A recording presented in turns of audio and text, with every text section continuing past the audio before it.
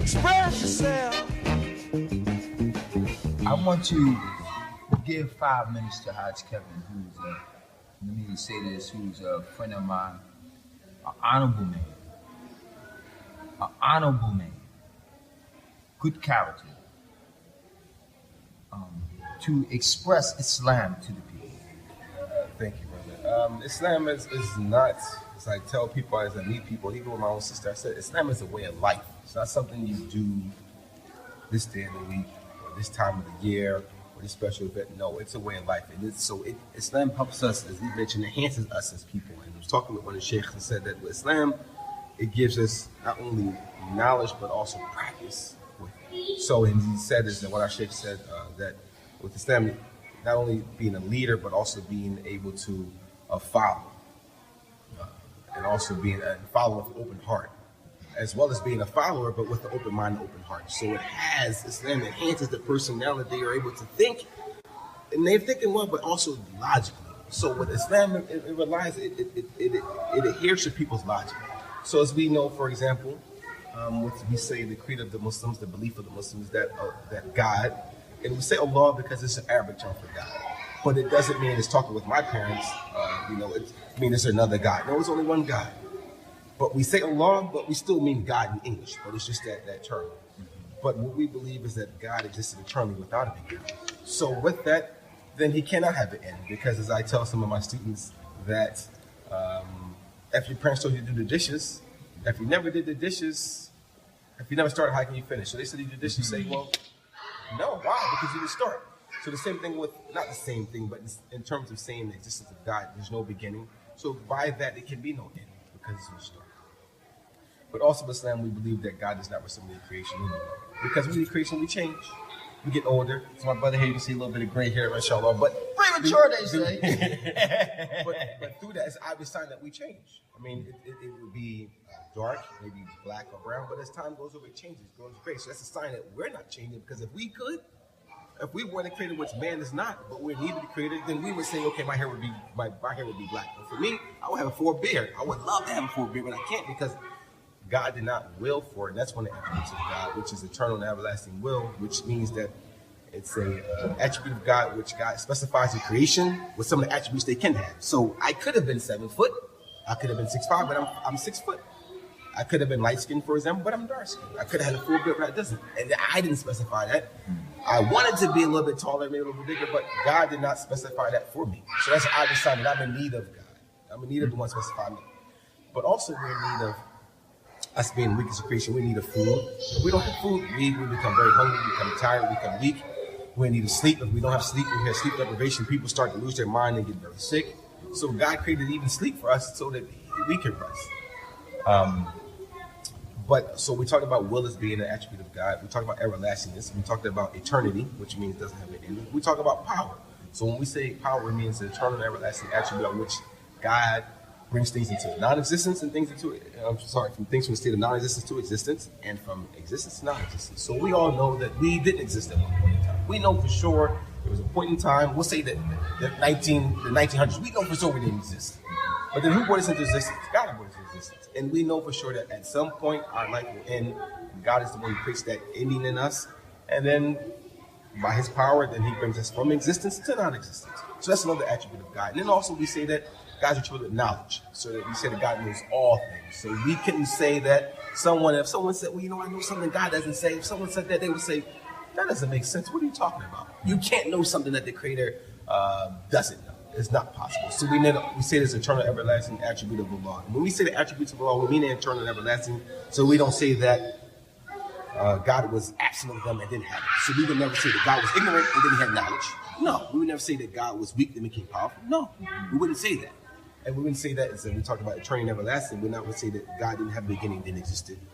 We wouldn't say that. So that, in terms of we talk about the creed of the Muslims, is that we believe that God doesn't have a beginning, doesn't have an end, doesn't resemble his creation, doesn't need his creation. It's attributed with power, it's attributed with will, it's attributed with knowledge, it's attributed with sight, but not like our sight. Because us as a creation, our sight, it gets weak. We need light, we need darkness to be able to see. We have an instrument, an organ. So that's how we see. But we don't attribute that with God. Because if someone, for example, the fallacy in that is if someone said God has an eye, then someone would say, well, then God can go blind. No. Or God can injure his eye. No, we don't attribute bodily attributes to God because we said that God existed before creating creation, exists eternally, and he exists after, exists eternally, excuse me. So, we're talking about, and also we say he doesn't need his creation, he's not in need of anything, not in need of his creation. So he doesn't resemble us because we're weak, but he doesn't need us. He doesn't need our worship, he doesn't need our fasting, he doesn't need our zakat, he doesn't need our any praise, anything that we do. God doesn't need that. That doesn't exemplify the status of God being great. And by our deeds, it's a motive for us to get reward, for us to be saved in hereafter. Because all we want to do is we want paradise. We want safety without torture. And the prophets, Prophet Muhammad sallallahu alaihi wasallam, was the last prophet. He's the one that was sent to teach all of us, not center-specific group of people like some of the prophets, but to all the creation, humans in general, to teach them about how to obey God the Creator and what one can do to be safe and to earn paradise. And also, if one doesn't do those things, what will happen to that person or person who does not embrace Islam? So as we talk about also, we say that God is truly hearing, but not hearing like ours. Not an ear. It's not an eardrum. It doesn't need sound waves. No, we just say God hears all hearable things. And by us having an eardrum, for example, even sight, we're limited, right? So I couldn't, for example, see behind that wall. So I don't know what's going on behind the wall. I'm ignorant of that. I can't hear behind that wall because I can't hear. I'm ignorant of that. But we never say that about God. We know that God sees all seeable things, and we see that, that God hears all hearable things. So for sure, God hears all things that are hearable and sees all things as seeable. Again, without the bodily attributes of which we refer to. He said, obviously, we know that God is attributed with life because, of course, for the one to have these attributes has to be alive. So for sure, God is attributed with life, but not like our life.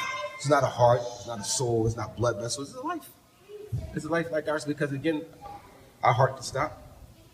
We have a soul that can leave us, but we will not see that about God. For sure, because God does not resemble creation. And again, we need a heart to pump the blood for our bodies.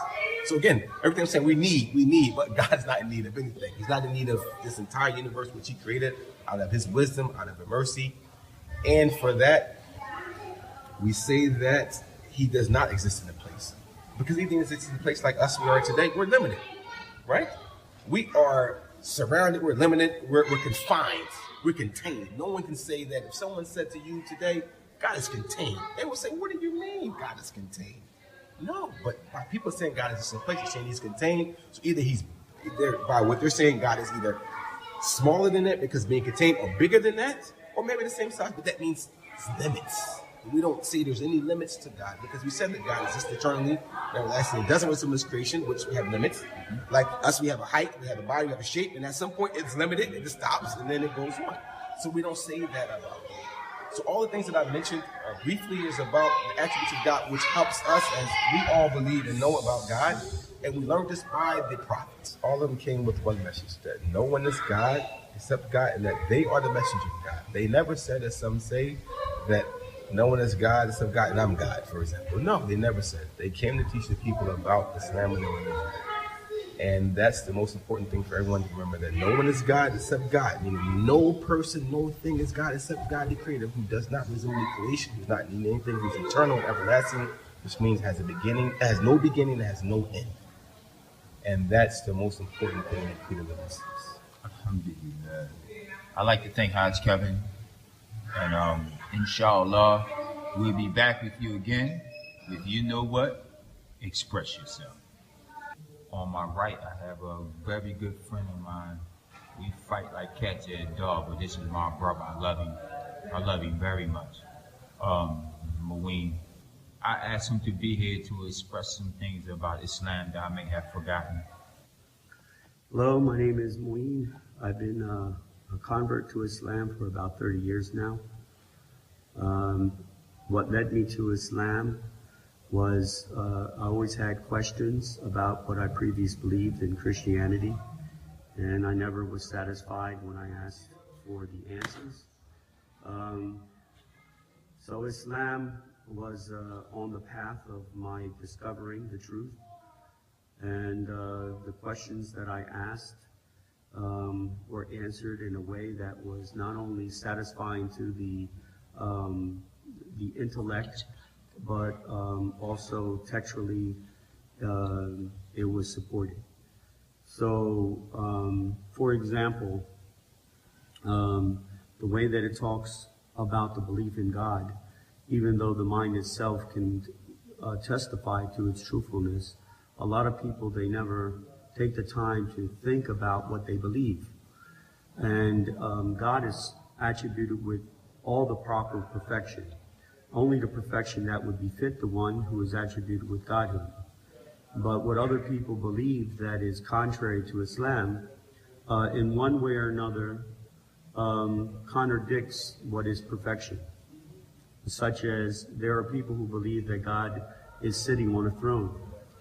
And if a person believed that God would be sitting, and they did not think about what they were attributing to God, or even if they did and still believed it, it would be that they would be attributing to God need. Why is that? Because anything that sits has to have a bottom. It has to have a bottom that would be sitting on something. And if you have to have something, then you would be in need of it. And anything that is in need is weak. And anything that is weak could not be the one who created this world. So that's just one of the many different examples of perfection. And that believing in Allah, God, it opened the door for me to learn about the other prophets. And the last of them being Prophet Muhammad sallallahu alaihi wasallam. He is the prophet who came after Prophet Jesus. Before I became Muslim, I had a great love and admiration for Jesus. And when I first started to hear about Islam, my ears were closed because I thought they just wanted me to change the roles of Jesus with Muhammad. But when I sat down and I asked God to open my heart to allow me to accept that which is true about Jesus because I want to be right, I was able to listen with an open mind and an open heart. And it did not take away from the character that I believe that Jesus had. In fact, it answered questions that was confusing to me prior to that. And because it was easy for me to believe this about Jesus, that Jesus was a prophet, not God's son, it opened up the door for me to also accept that there would be a prophet after Jesus, which is Prophet Muhammad. And he is the final prophet, and he is the one who we follow and all people need to follow until the end of time. So that's a short 2-minute introduction to what I know about Islam. Left here is Jihad Mateen. This is Omar Mateen's youngest son. Would you like to speak on some things about Islam? Some things to briefly touch on is thing about Islam is preparing your life for the hereafter, for the afterlife. Some people have many ideas of the afterlife. Some people believe in reincarnation, which is Muslims believe is false. The Muslims actually believe that the hereafter, people either go to either two places. The people who believed in God correctly go to everlasting enjoyment in paradise. Nothing in this world can compare to it. And the people who chose to chase the worldly desires and to live deviously in an era of ways, they will have to face the torture that God prepared with hellfire. And nothing in this world compared to the torture of hellfire. There's nothing compares to the enjoyment of paradise. So it's basically preparing yourself and submitting yourself to one God, rather than submitting yourself to other human beings and to other ideas of enjoyment. That's the basic. So, what these two brothers expressed verbally is the same belief that I have. As coming up, being a convert to Islam and still studying the martial arts, I learned as time went on that to really investigate the matters of martial arts and learning how to do this, kick this, punch this, grapple this, throw this, evasiveness, stay steadfast and express my interest in that and put my all in all was not going to get me to paradise. So as much studying and investigating and training as I did in the martial arts, I turned it over to Islam to put as much investigation and training and diligent exercising the mental and the physical to the best of my ability into Islam, because I understand this is the form of combat against the shaitan that's going to get me into paradise. Islam is a beautiful religion. Islam is a religion of moderation. Islam is not a religion of terrorism. Okay. And I want to say that to have the correct belief is very important. To believe that Allah, Azza wa Jal, which one of the meanings is the Most High, does not mean He's high physically. It means His status. His status is way above ours. To understand that Allah is the creator of everything, that He existed before any of His creation existed. Places, sun, moon, stars, sky, humans, flowers, plants, animals. And after He created His creation, He exists in the same manner He existed before He created His creation. That means He exists after He created a place, that He's not in a place, because He is the creator of places, and He existed before He created them. So it makes no sense how some people could say God, or Allah, is in the heavens. If He existed before He created the heavens, and the heaven is a place, so after He created the heavens, and He existed before it, why would He have to put Himself in it to survive, as they say? To be in existence. To exist, rather. It makes no sense to the intellect. It makes no sense to the human mind. To understand that whatever you imagine God to be, He is different from that. This is my belief. This is more important than any punch, kick, or throw. This is what matters to me.